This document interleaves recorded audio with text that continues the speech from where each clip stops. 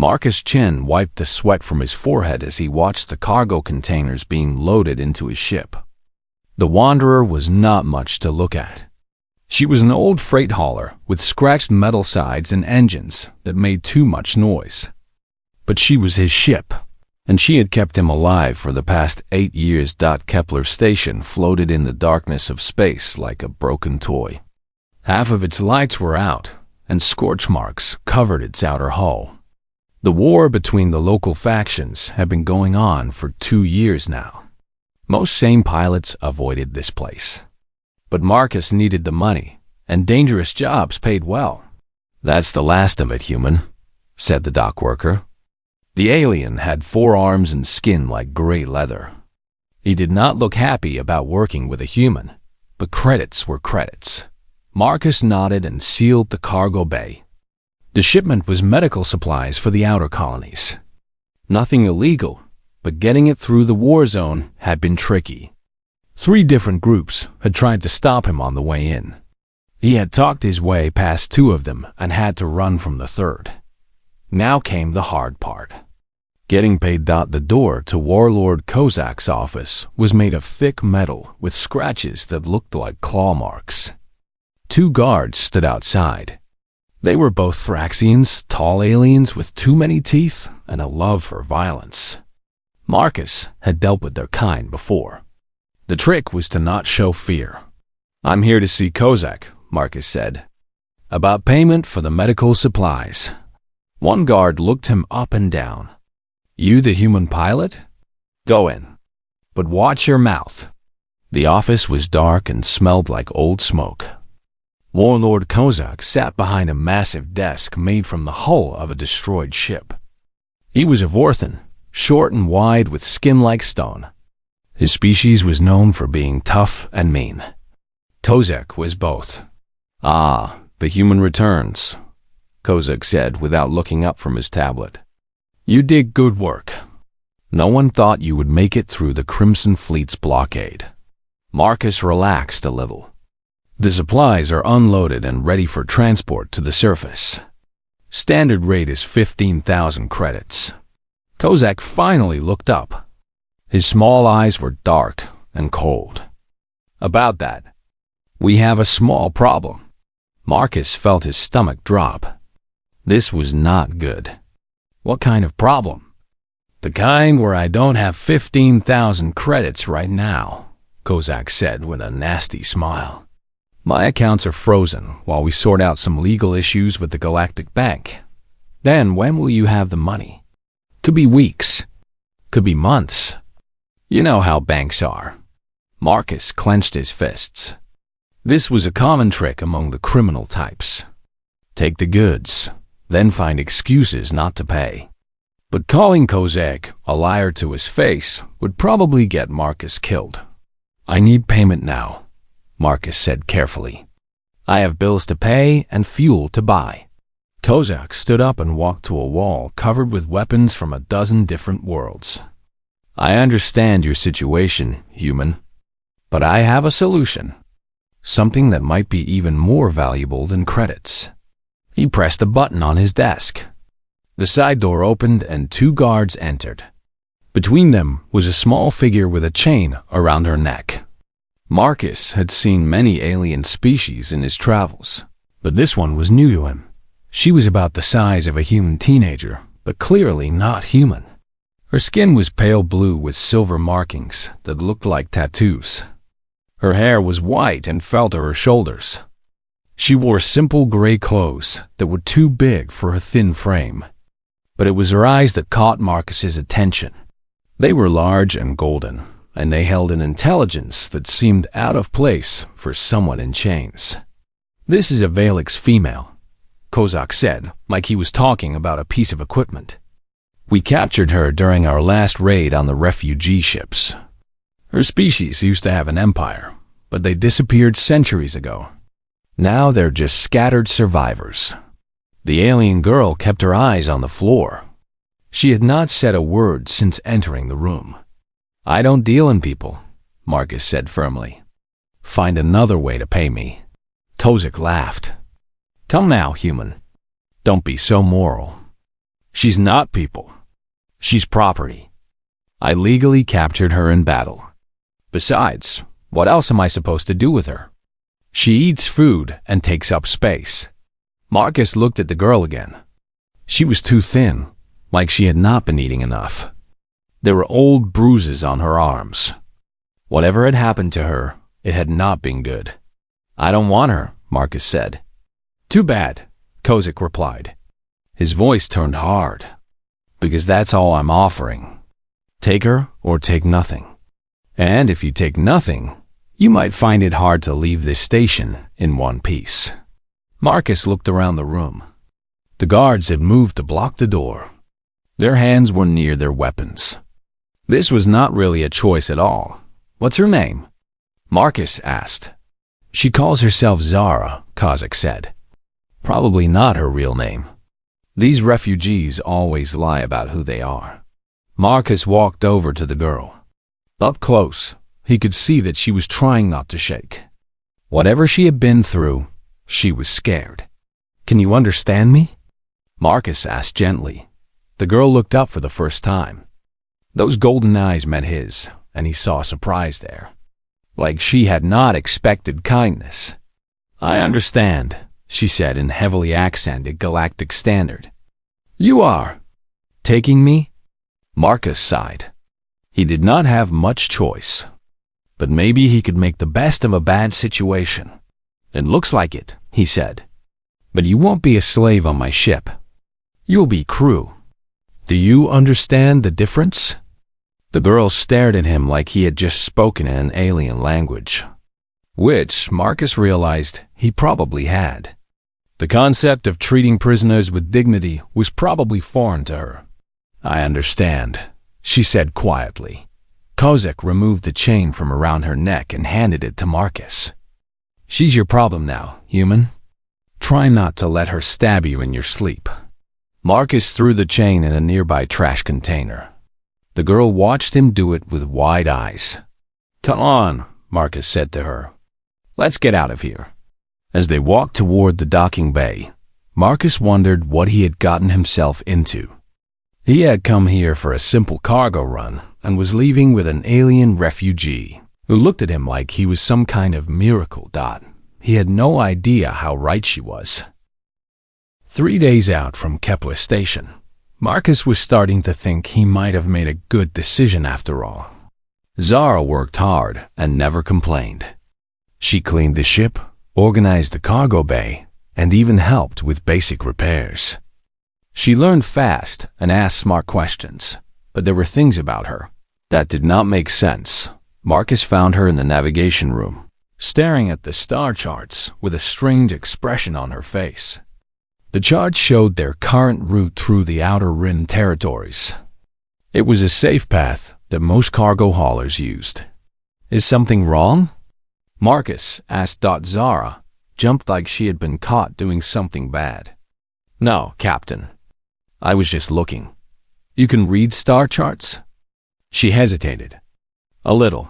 My father taught me when I was young. Marcus nodded, but something felt off. These were advanced navigation charts with complex mathematical symbols. Most people needed years of training to understand them. Yet Zara had been reading them like they were simple pictures. What do you think of our route? Marcus asked, curious. Zara bit her lip. It is safe, but it is also slow, and there are patrol ships from the hegemony along the way. They might stop us for inspection. Marcus raised an eyebrow. How do you know about hegemony patrols? I heard things when I was with the refugees. We had to avoid their ships. That made sense, but Marcus still felt like she was not telling him everything. He'd been running cargo for 8 years and had never heard of hegemony patrols in this sector. 2 hours later, they dropped out of hyperspace to check their position. Marcus ran a sensor sweep and cursed under his breath. 3 ships were heading their way, flying in a formation that screamed military. Hegemony patrol, Marcus said. Just like you predicted. Zara looked out the window at the approaching ships. They are not here for routine inspection. she said quietly. See how they fly? That formation is for capturing runners. Marcus looked at his instruments again. She was right. The ships were moving to cut off his escape routes. But how could she know that? Any suggestions? He asked. Zara studied the navigation display for a moment. Then she pointed to a section of space that looked empty. There, an old hyperspace lane. It has not been used for many years, but it should still work. I don't see any lane there. The markers are old. Very old. But if you adjust the sensors to this frequency, she reached over and touched the control panel. The display changed, and suddenly Marcus could see faint energy traces marking an ancient route through space. How did you know how to do that? Marcus asked. Zara looked scared again. I am sorry. I should not have touched your controls without permission. That's not what I meant. Where did you learn about old hyperspace lanes? Before she could answer, the communication system crackled to life. Unknown freighter. This is Hegemony Patrol Vessel Dominator. Prepare to be boarded for inspection. Marcus looked at Zara, then at the approaching ships. He made his choice. Hold on. He punched in the coordinates for the old hyperspace lane and engaged the drive. The Wanderer shook as it jumped to faster than light speed. Behind them, the Hegemony ships were left behind. That was impressive, Marcus said once they were safely in hyperspace. Those lanes have been lost for 200 years. Zara said nothing, but Marcus could see her hands shaking. 4 days later, they encountered a derelict ship floating in the darkness between stars. It was huge, easily 10 times the size of the Wanderer. The hull was black metal covered with strange symbols that Marcus had never seen before. What do you think it is? Marcus asked. Zara stared at the dead ship with an expression Marcus could not read. It is very old, she said. Pre-war. Maybe 300 years or more. You can tell just by looking. The design. The way the hull is shaped. My people. The Valaks. We studied ancient ships. Before the scattering, Marcus decided to dock with the derelict. Salvage rights were a good way to make extra money, and his fuel costs were getting high. But when they boarded the ancient vessel, something strange happened. The moment Zara stepped through the airlock, lights began to turn on throughout the ship.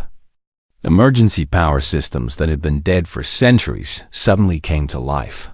How is that possible? Marcus asked. Zara looked as surprised as he was. She walked over to a control panel covered with the same strange symbols as the hull.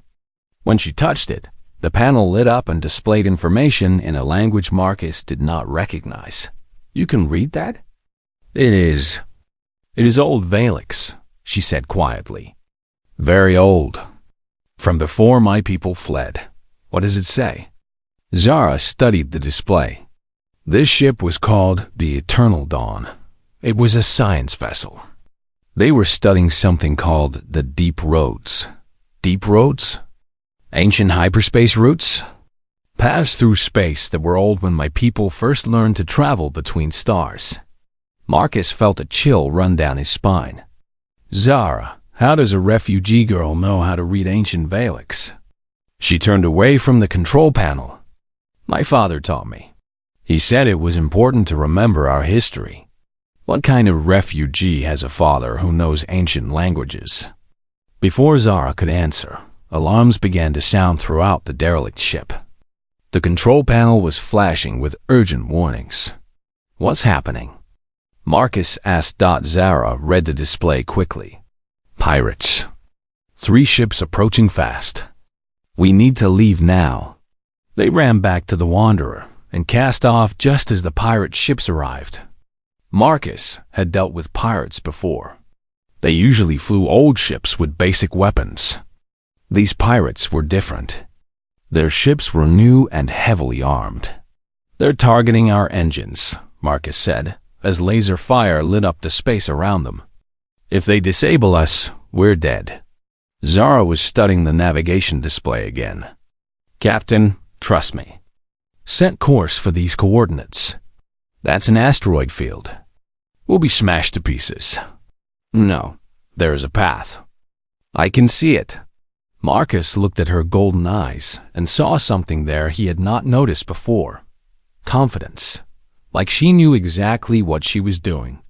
Against his better judgment, he followed her directions. The Wanderer plunged into the asteroid field with the pirates close behind.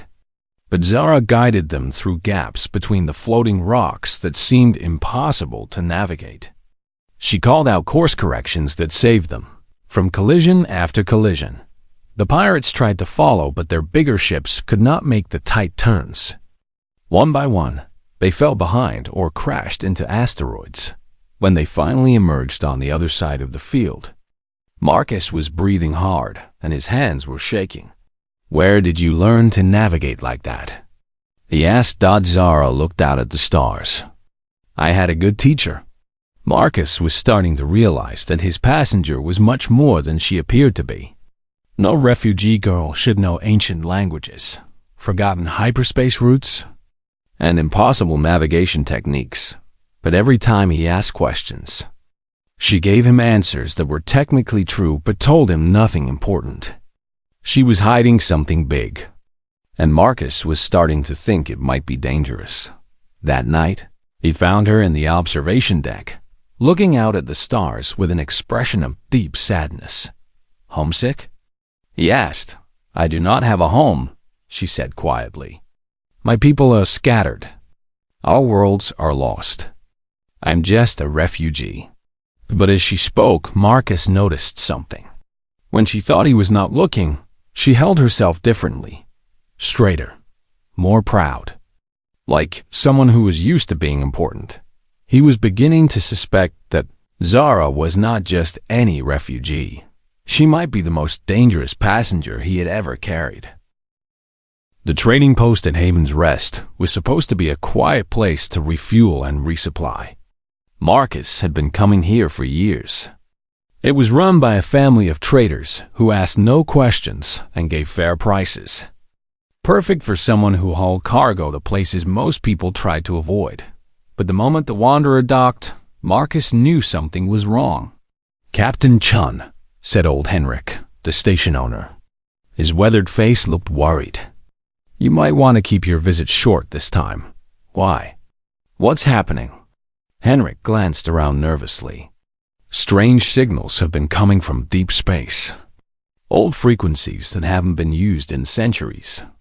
And there are ships moving in the outer system. Big ones. Marcus felt a cold chill. What kind of ships? Unknown design. They're not broadcasting any identification, but they're armed. Heavily armed. As Henrik spoke, Marcus noticed Zara had gone very still beside him. Her golden eyes were wide with what looked like fear. Any idea what they want? Marcus asked.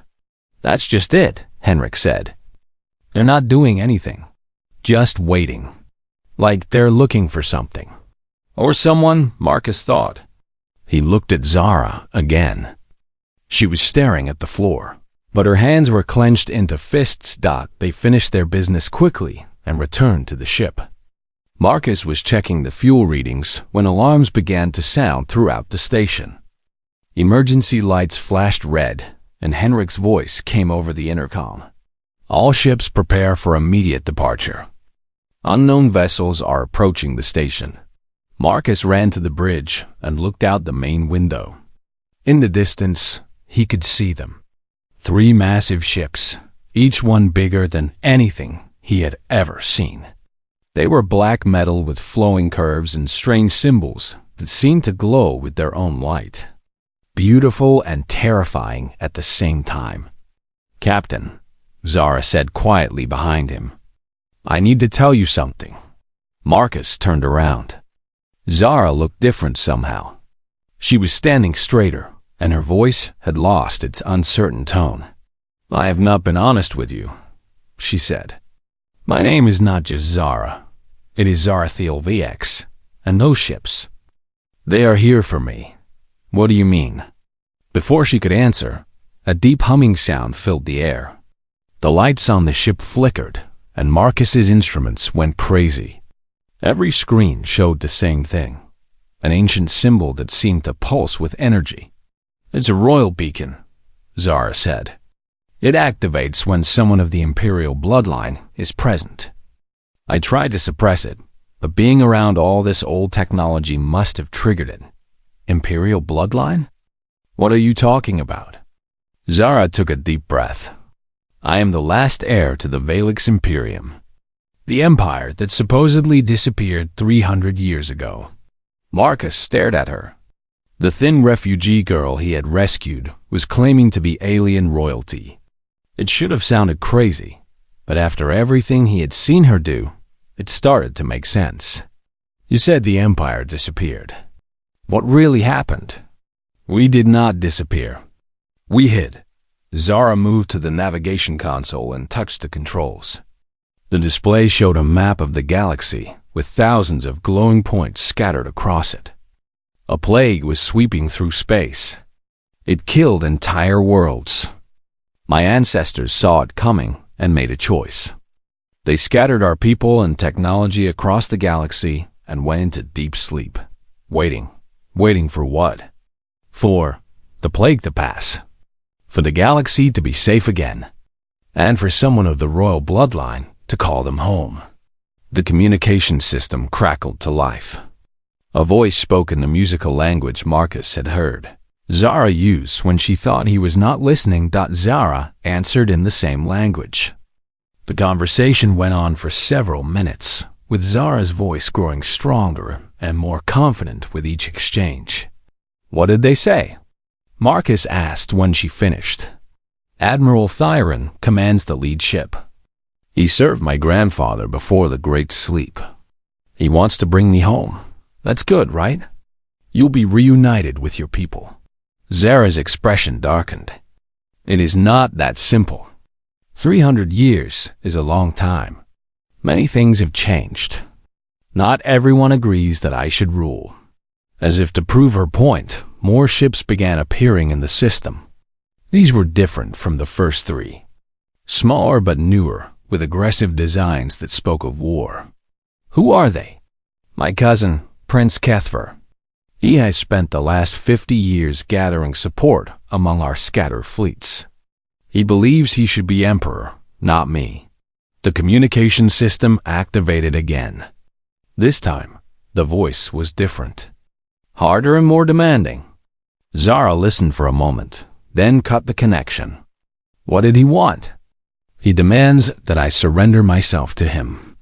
He says I am too young and too weak to lead our people, that I have been contaminated by living among lesser species."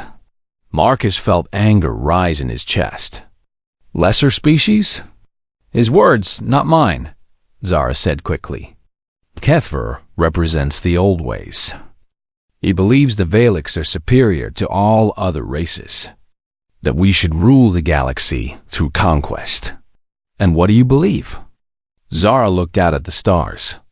"I believe that 300 years of hiding taught us something important. We are stronger when we work with others, not against them. You showed me that, Captain. You treated me with kindness when you could have treated me as property. That is not weakness. It is wisdom." More ships continued to arrive. Soon, the space around Haven's Rest was filled with vessels of all sizes. Some flew the flowing banners of Admiral Thyron's fleet. Others carried the harsh symbols of Prince Kethver's forces. The two groups faced each other across the void like armies preparing for battle. "This is going to be a war, isn't it?" Marcus asked. "Yes," Zara said sadly. "My people have been apart for too long. Some want to return to the old ways of empire and conquest. Others, like Admiral Thyron, believe we should find a new path. And I am the symbol they are fighting over. What happens now? Now I must make a choice. Do I go with Thyron and try to build a new kind of empire based on cooperation? Or do I surrender to Kethver to prevent a civil war that could destroy what is left of my people?" Marcus looked out at the massive fleets. Each ship carried thousands of aliens with technology that could probably conquer human space without much effort. But instead of feeling afraid, he felt sad for Zara. She was just a young woman being forced to choose between impossible options. Is there a third choice? He asked. What do you mean? You said your people scattered across the galaxy. How many of them are actually here? Zara checked her instruments. Maybe 10%. The rest are still sleeping or too far away to answer the beacon quickly. So this isn't really about all your people. It's about these two fleets and their leaders. Yes, I suppose that is true. Then maybe you don't have to choose between them. Maybe you need to remind them what they're really fighting for. Before Zara could ask what he meant, Admiral Thyron's voice came over the communication system again. This time, he was speaking Galactic Standard, so Marcus could understand. Princess Zarathiel, you must come aboard my ship immediately. Prince Kethver's forces are preparing to attack. We will protect you, but you must leave that human vessel now. A moment later, Kethver's voice cut in. Niece, stop this foolishness. Come to my flagship, and we can resolve this peacefully. But if you continue to hide behind lesser beings, I will be forced to take you by strength. Marcus looked at Zara. She was staring at the communication panel with a look of determination he had never seen before. Admiral Thyron. Prince Kethvar, she said in a voice that suddenly carried the weight of authority. I am Princess Zarathiel VX, heir to the Valix Imperium, and I do not hide behind anyone. Captain Chun is my friend and ally. If you wish to speak with me, you will treat him with respect. The communication channel went silent for a long moment. Finally, Kethver's voice returned. Very well, niece. We will meet face to face. But choose your next words carefully. The future of our empire depends on them. Marcus realized that the scared refugee girl he had rescued was gone. In her place stood a princess preparing to face a war for the future of her people. And somehow, he was right in the middle of it. The meeting took place on Admiral Thyron's flagship, a massive vessel called the Star of Memory. Marcus had never been on an alien warship before. The halls were wide and tall, built for people larger than humans. Strange lights moved through crystal channels in the walls, and the air hummed with energy from technology he could not understand. Admiral Thyron was an impressive figure. He was tall, even for a Valix, with silver markings that covered most of his blue skin. His white hair was braided with metal threads that caught the light when he moved. When he looked at Zara, his golden eyes filled with something that looked like joy and sadness mixed together. My princess, he said, dropping to one knee. You have grown since I last saw you. Hello, Uncle Thyron, Zara said. You look exactly the same. Marcus blinked. Uncle? Zara had not mentioned that the Admiral was family. Time moves differently in deep sleep, Thyron said as he stood. But you have changed. There is strength in you that was not there before. Prince Kethver entered the conference room like a storm. He was younger than the Admiral, but moved with the confidence of someone used to being obeyed. His silver markings were different, forming sharp patterns across his face and arms. When he saw Marcus, his expression turned cold. Why is the human here? Kethver asked. This is a family matter. Captain Chun stays, Zara said firmly. He has earned the right to be here. Earned it how? By buying you like cargo? Marcus felt anger rise in his chest, but Zara spoke before he could respond. He freed me when he could have kept me as property. He treated me with kindness when others saw only a slave. And he taught me something important about leadership. What could a human possibly teach a princess of the Valix? Kethver sneered. That strength without mercy is just cruelty. That the best leaders serve their people, not the other way around. Kethver laughed, but it was not a happy sound. Mercy is weakness, cousin. The galaxy has not grown gentler in our absence. It has become more dangerous. Humans expand their territory every year. The Thraxians raid our old borders. The hegemony claims systems that belong to us for millennia. If we show mercy, they will see it as invitation to take more. Admiral Thyron moved to a large display screen that showed the current political map of the galaxy. The human territories were marked in blue, growing larger each year. Other species controlled sections marked in different colors. "The prince has a point, my lady," Thyron said carefully. "Our old empire covered 60% of this galaxy. Now, less than 10% is controlled by Valix descendants. Much has been lost." Zara studied the map. Marcus could see her mind working, considering options and possibilities. "What do you propose we do about it?" she asked. "Simple," Kepher said. "We wake our sleeping fleets. We reclaim our territory by force.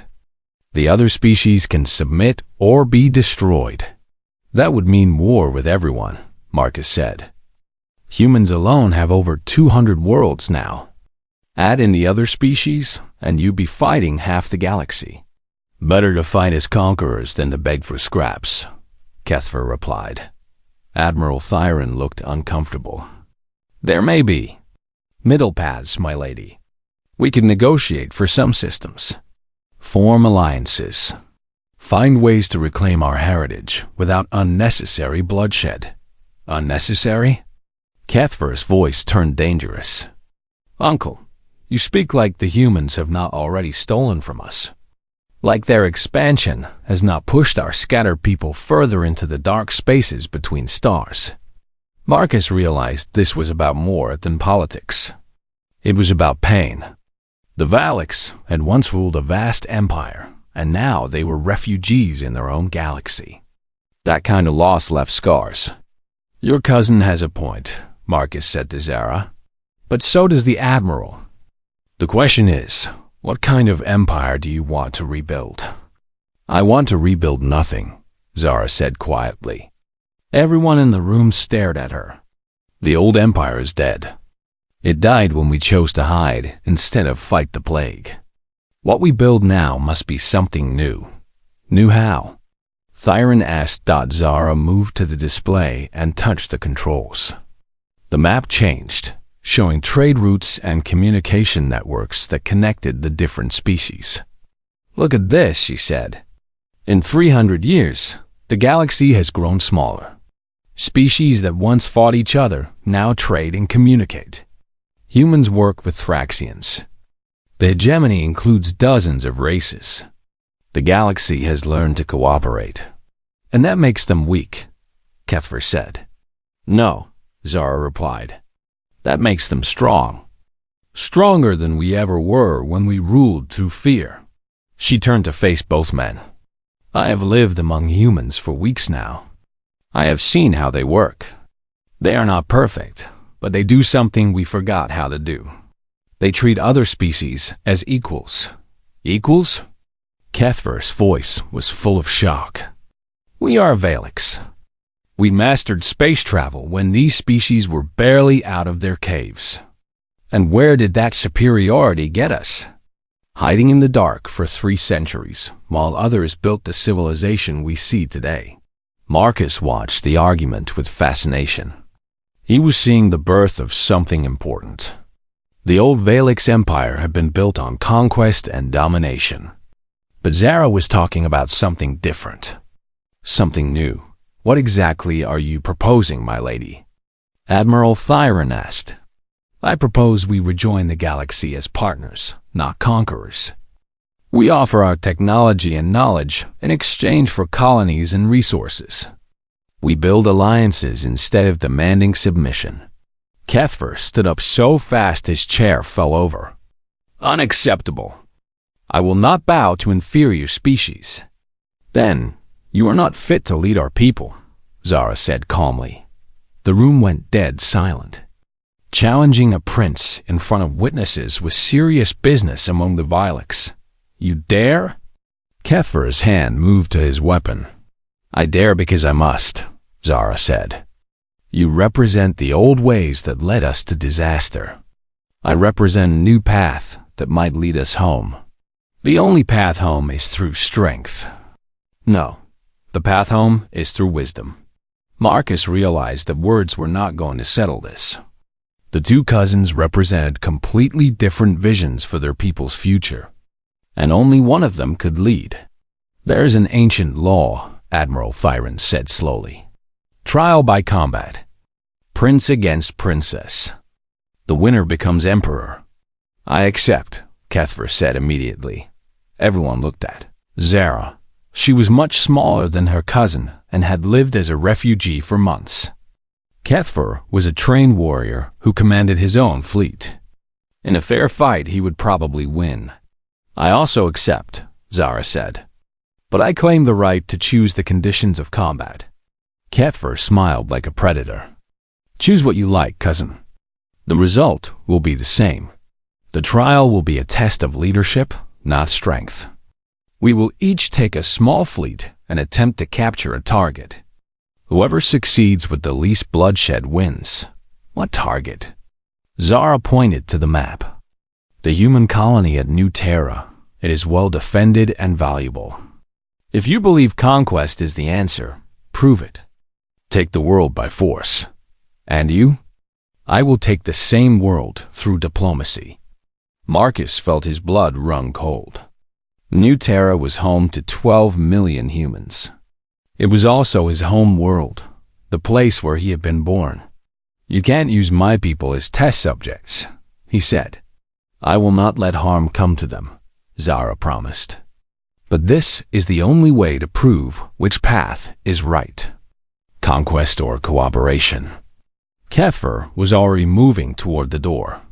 You have just made the biggest mistake of your life, cousin. When I control New Terra, the Admiralty will follow me, and your new path will die with you. After he left, Admiral Thyron shook his head sadly. My lady, this is very dangerous. Kethver has more ships and experienced commanders. And if either of you harms human civilians, their navy will hunt us across the galaxy. I know the risks, Zara said. But this is the only way. Our people need to see the difference between the old path and the new one. Marcus looked at the young woman who had once been his passenger. She was betting everything on the idea that diplomacy could work better than violence. And she was using his homeworld to prove it. I hope you know what you're doing, he said. So do I, Captain, Zara replied. Because if I'm wrong, I may have just started a war that will destroy both our peoples. Outside the ship's windows, the two Valix fleets were already separating. One following Prince Kethver toward conquest. The other following Princess Zara toward an uncertain future. The race for New Terra had begun. The journey to New Terra took 3 days. Marcus used that time to contact everyone he knew on the planet. Governors, military commanders, trade officials, even his old friends from the Cargo Pilots Union. The conversation was always the same. Marcus, are you insane? Governor Patricia Walsh said when he explained the situation. You want us to negotiate with alien royalty while her cousin brings a war fleet to our doorstep? Trust me, Patricia. I know how it sounds.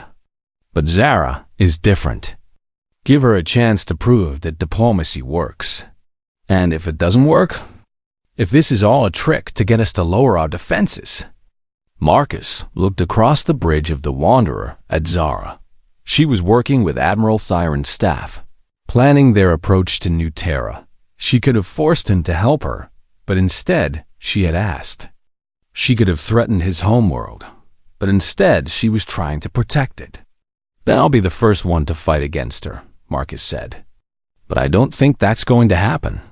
When they arrived at New Terra, they found Prince Kethver's fleet already there. 12 heavy warships surrounded the planet in an attack formation. Human defense ships tried to maintain a perimeter, but they were badly outnumbered. He's not wasting time, Admiral Thyron observed. Zara studied the tactical display. He's trying to force a quick surrender. Make the humans see that resistance is hopeless, is it? Not if we can reach the planet first. Admiral Thyron's small fleet was only 4 ships, but they were fast. While Kethfer focused on intimidating the human defenders, Zara's ship slipped past the blockade and landed at the capital city's spaceport. The reception committee was nervous but polite.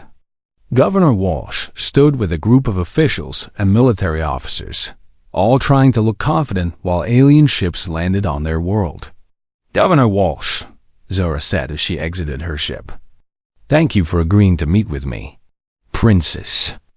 "Zaradiel?" Walsh struggled with the pronunciation. "Call me Zara. I understand this situation is unusual. That's one word for it. My intelligence reports say your cousin is planning to attack us if we don't surrender." "That is correct. He believes the old way of conquest is the only path for my people. And what do you believe?" Zara looked out at the city spreading beyond the spaceport. New Terra was a young world, only settled for 60 years. The buildings were practical rather than beautiful, but they were built to last. Streets bustled with humans going about their daily lives, unaware that their future was being decided above their heads. "I believe there is a better way," Zara said. "May I see your world?" For the next 6 hours, Zara toured New Terra's capital. She visited factories and schools, hospitals, and research centers. She spoke with workers and teachers, doctors, and scientists, always with the same question: what does your world need? Marcus watched in amazement as Zara listened to every answer. The colony needed better medical equipment. The factories needed more efficient power sources. The research centers needed access to advanced computing technology.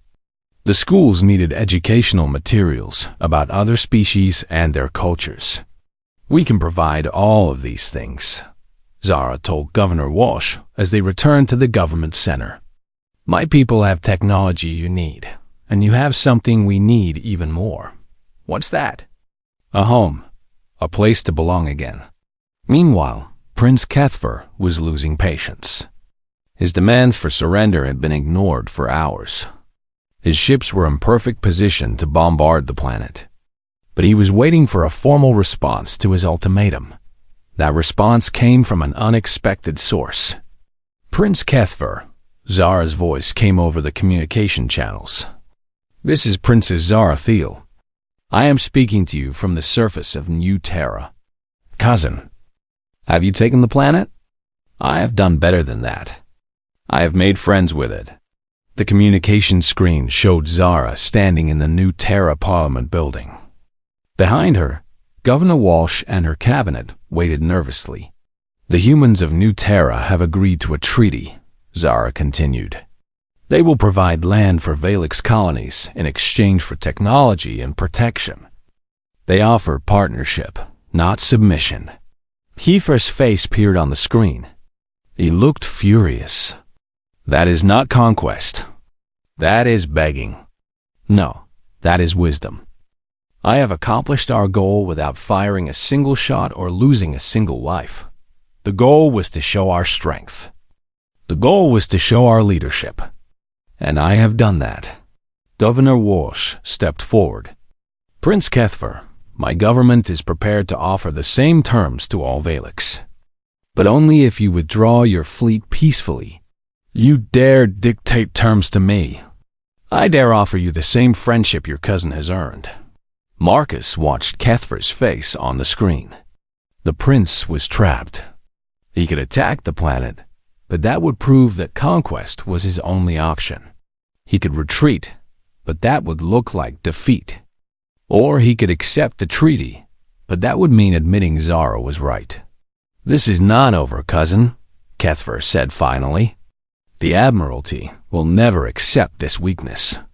"Then let them choose," Zara replied, "between a prince who can only destroy and a princess who can build." The next few hours proved her right. As word of the New Terra Treaty spread through the Valix fleets, ships began changing sides. First a few, then dozens, then entire squadrons.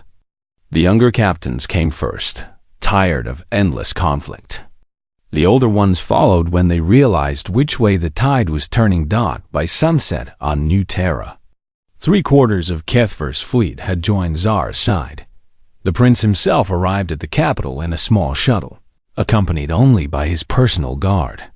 When he entered the Parliament building, his shoulders sagged with defeat. "I yield," he said formally to Zara. "The Admiralty has chosen. You are Empress now." "No," Zara said. "Not Empress. The age of emperors is over. I will be first speaker of the Valix Commonwealth." Commonwealth? A union of equals. Valix and human and any other species that wishes to join us. Kethver stared at her. "You would share power with aliens. I would share power with friends." Marcus stepped forward. "The human colonies are prepared to open formal diplomatic relations with the Valix Commonwealth. We're also prepared to offer Captain Chun as our first ambassador." "Ambassador?" Marcus looked shocked. "I'm just a cargo pilot. You're the human who treated alien royalty with dignity when everyone else saw only a slave," Governor Walsh said. "If that doesn't qualify you for diplomacy, I don't know what does." 6 months later, Marcus stood on the observation deck of the new Valix Commonwealth Embassy on Earth. Through the window, he could see ships from a dozen different species docking at the expanded spaceport. The galaxy was changing, and it was changing fast. "Regrets?" Zara asked, joining him at the window. "About what?"